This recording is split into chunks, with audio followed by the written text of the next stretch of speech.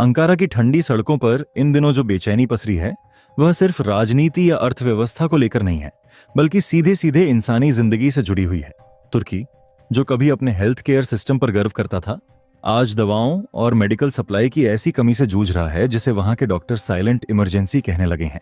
अस्पतालों में शेल्फ खाली हैं, फार्मेसियों पर मरीजों की लंबी कतारें हैं और कई जरूरी जेनरिक दवाएं अचानक अनअवेलेबल हो चुकी हैं। हालात इतने बिगड़ चुके हैं कि टर्किश मेडिकल एसोसिएशन तक खुलेआम ये कहने पर मजबूर हो गई है कि देश का हेल्थ केयर सिस्टम धीरे धीरे चरमरा रहा है। लेकिन सवाल यह है कि आखिर यह संकट आया कहां से और क्यों यह कमी अचानक इतनी गंभीर हो गई। सतह पर देखें तो यह सिर्फ एक सप्लाई चेन प्रॉब्लम लग सकती है, लेकिन परतें खोलते ही तस्वीर कहीं ज्यादा गहरी और सियासी नजर आती है। पिछले कुछ सालों से टर्की की विदेश नीति लगातार विवादों में रही है। कभी पड़ोसी इलाकों में दखल, कभी कट्टरपंथी संगठनों को लेकर उठते सवाल और कभी उन देशों से टकराव जिन पर तुर्की अपने रोजमर्रा के सिस्टम के लिए निर्भर रहा है।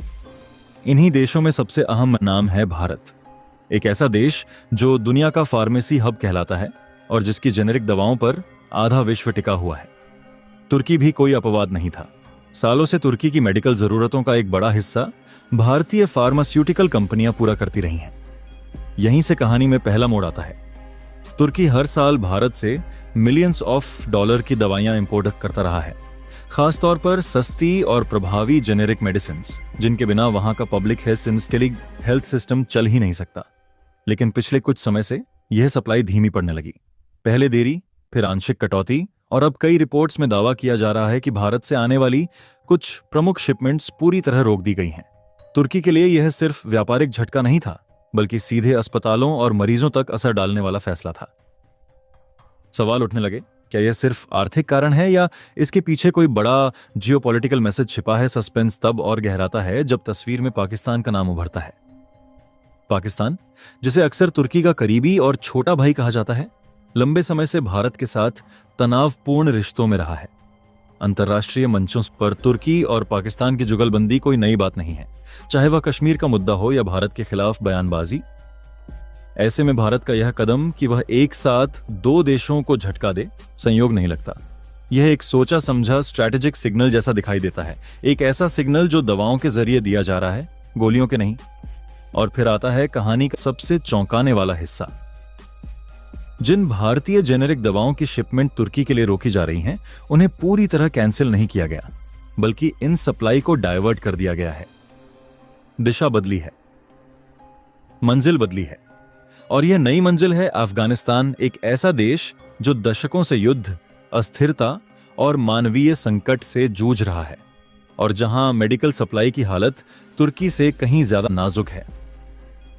भारत ने इन दवाओं को अफगानिस्तान भेजने का फैसला लेकर एक साथ कई संदेश दे दिए, मानवीय मदद का भी और रणनीतिक प्राथमिकताओं का भी। अफगानिस्तान को दवाइयां भेजना सिर्फ एक राहत कदम नहीं है, यह एक पॉलिटिकल स्टेटमेंट भी है।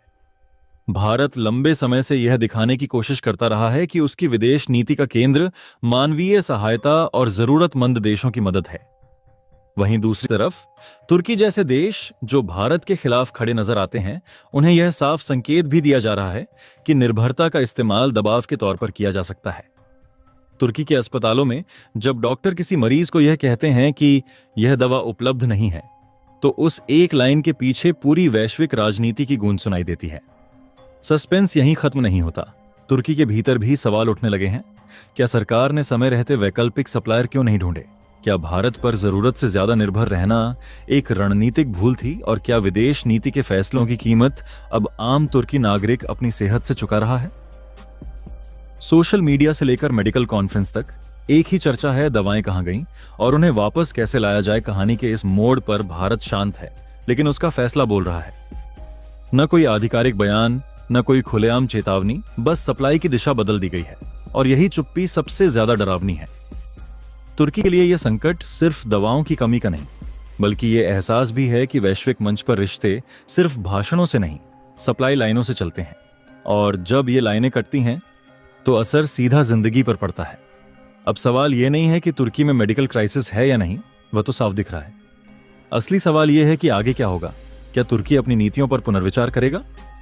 इस पूरी कहानी को अगर व्यापक परिप्रेक्ष्य में देखा जाए तो यह सिर्फ दवाओं के डायवर्जन या व्यापारिक आंकड़ों तक सीमित नहीं रहती, बल्कि यह बदलती हुई भू राजनीति, कूटनीतिक संदेशों और रणनीतिक जवाबों का एक जटिल ताना बाना बन जाती है, जहां हर कदम के पीछे कई परतें छिपी हुई हैं। तुर्की के राष्ट्रपति रजब तैयब एर्दोगान का इस्लामाबाद दौरा और वहां से कश्मीर को लेकर दिया गया बयान भारत के लिए सिर्फ एक मौखिक टिप्पणी नहीं था, बल्कि इसे सीधे सीधे उसके आंतरिक मामलों में दखल के रूप में देखा गया, क्योंकि कश्मीर का मुद्दा दशकों से भारत की संवेदनशील कूटनीति का केंद्र रहा है और किसी भी तीसरे देश की ओर से इस पर बयान देना नई दिल्ली के लिए हमेशा अस्वीकार्य रहा है। जब एर्दोगान ने सार्वजनिक मंच से यह कहा कि कश्मीर पाकिस्तान का है और तुर्की हर हाल में पाकिस्तान के साथ खड़ा रहेगा, तो यह बयान पाकिस्तान में राजनीतिक और भावनात्मक समर्थन बटोरने में जरूर कामयाब रहा, लेकिन भारत में इसे एक स्पष्ट चेतावनी के तौर पर लिया गया, खासकर इसलिए क्योंकि तुर्की और भारत के बीच उस समय तक व्यापारिक और आर्थिक रिश्ते अपेक्षाकृत स्थिर और व्यावहारिक रहे थे। एर्दोगान के साथ मौजूद तुर्की के विदेश मंत्री हकन फिदान की उपस्थिति ने इस बयान को और अधिक आधिकारिक और रणनीतिक रंग दे दिया, जिससे यह साफ हो गया कि यह कोई व्यक्तिगत राय नहीं, बल्कि तुर्की की विदेश नीति की दिशा को दर्शाने वाला संकेत था। भारत ने इस पर तत्काल सार्वजनिक प्रतिक्रिया भले ही सीमित रखी, लेकिन कूटनीतिक गलियारों में संदेश साफ था कि ऐसे बयानों की कीमत चुकानी पड़ सकती है।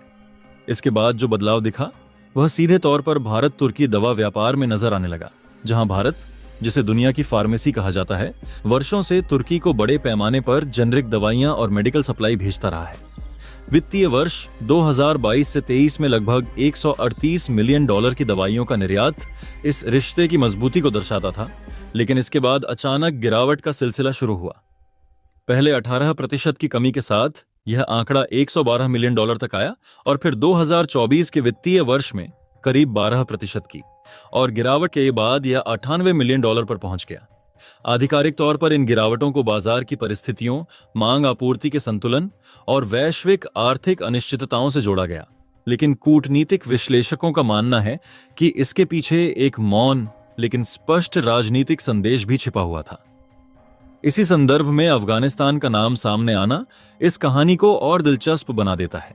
वर्षों तक युद्ध, अस्थिरता और अंतर्राष्ट्रीय प्रतिबंधों से जूझने के बाद अफगानिस्तान आज भी गंभीर मानवीय संकट से गुजर रहा है, जहां दवाइयों और मेडिकल सप्लाई की भारी कमी है और भारत पहले भी मानवीय आधार पर वहां गेहूं, दवाइयां और जरूरी सामान भेजता रहा है। ऐसे में यह सवाल उठना स्वाभाविक है कि क्या तुर्की को जाने वाली मेडिकल सप्लाई का एक हिस्सा रणनीतिक रूप से अफगानिस्तान की ओर मोड़ा जा रहा है, ताकि एक तरफ तुर्की को यह संकेत दिया जा सके कि भारत अपने व्यापारिक हथियारों का इस्तेमाल कर सकता है, और दूसरी तरफ अफगानिस्तान में अपनी मानवीय और रणनीतिक मौजूदगी को मजबूत किया जा सके। अफगानिस्तान के लिए यह मदद निश्चित रूप से एक नई उम्मीद की तरह है, क्योंकि वहां की स्वास्थ्य व्यवस्था बेहद कमजोर है और अंतर्राष्ट्रीय सहायता लगातार घटती जा रही है। लेकिन यह भी उतना ही सच है कि लंबे समय तक इस मदद का लाभ उठाना अफगानिस्तान के लिए आसान नहीं होगा, क्योंकि वहां की राजनीतिक स्थिति, तालिबान शासन को लेकर अंतर्राष्ट्रीय समुदाय की दुविधा और बैंकिंग व लॉजिस्टिक चुनौतियां इस सहायता के रास्ते में बड़ी बाधाएं हैं। भारत के लिए भी यह एक संतुलन साधने वाला खेल है। एक और वह मानवीय जिम्मेदारी निभाते हुए अफगान जनता की मदद करना चाहता है, तो दूसरी ओर उसे यह भी देखना है कि कहीं यह कदम उसे क्षेत्रीय राजनीति में नए विवादों में न उलझा दे। इस पूरी तस्वीर में पाकिस्तान की भूमिका भी अहम है, क्योंकि तुर्की और पाकिस्तान के बढ़ते रणनीतिक और वैचारिक संबंध भारत के लिए नई चुनौती बनकर उभरे हैं, खासकर जब बात कश्मीर जैसे संवेदनशील मुद्दे की हो। कश्मीर पर तुर्की का खुला समर्थन पाकिस्तान के पक्ष में भारत के लिए एक रेड लाइन की तरह है, और यही कारण है कि भारत अब अपने जवाब पारंपरिक कूटनीति के साथ साथ आर्थिक और व्यापारिक फैसलों के जरिए भी देने लगा है। दवाइयों का डायवर्जन इसी रणनीति का हिस्सा माना जा रहा है, जहां बिना किसी औपचारिक प्रतिबंध या सार्वजनिक टकराव के भारत अपने प्रभाव का इस्तेमाल कर रहा है। सवाल यह है कि क्या भारत इस डायवर्जन को और आगे बढ़ाएगा? इसका जवाब फिलहाल धुंध में है, क्योंकि भारत आमतौर पर अपने ऐसे कदमों को लचीला और रिवर्सिबल रखता है। ताकि जरूरत पड़ने पर बातचीत का रास्ता खुला रहे। वहीं तुर्की के लिए भी भारत जैसे बड़े सप्लायर से रिश्ते बिगाड़ना पूरी तरह फायदेमंद नहीं होगा, क्योंकि दवा क्षेत्र में भारत की प्रतिस्पर्धात्मक कीमत और गुणवत्ता का कोई आसान विकल्प नहीं है। दूसरी ओर अफगानिस्तान के लिए यह स्थिति एक अवसर भी है और चुनौती भी। अवसर इसलिए कि उसे जरूरी दवाइयां मिल सकती हैं, और चुनौती इसलिए कि यह मदद कितनी स्थायी होगी। यह पूरी तरह क्षेत्रीय राजनीति और भारत की रणनीतिक प्राथमिकताओं पर निर्भर करेगा। कुल मिलाकर दवाओं की यह जंग सिर्फ मेडिकल सप्लाई की कहानी नहीं है, बल्कि यह उस बड़े भू राजनीतिक शतरंज का हिस्सा है जहां हर चाल कई चालों को जन्म देती है। बाकी आप लोग कमेंट में बताइए कि भारत ने तुर्की जैसे देश को जेनेरिक मेडिसिन की शिपमेंट भेजने में कमी करके सही किया या नहीं। अपनी राय कमेंट में जरूर बताएं, और इस वीडियो को एक लाइक करके अपने मित्रों तक शेयर जरूर करें ताकि उन्हें भी जानकारी मिल सके।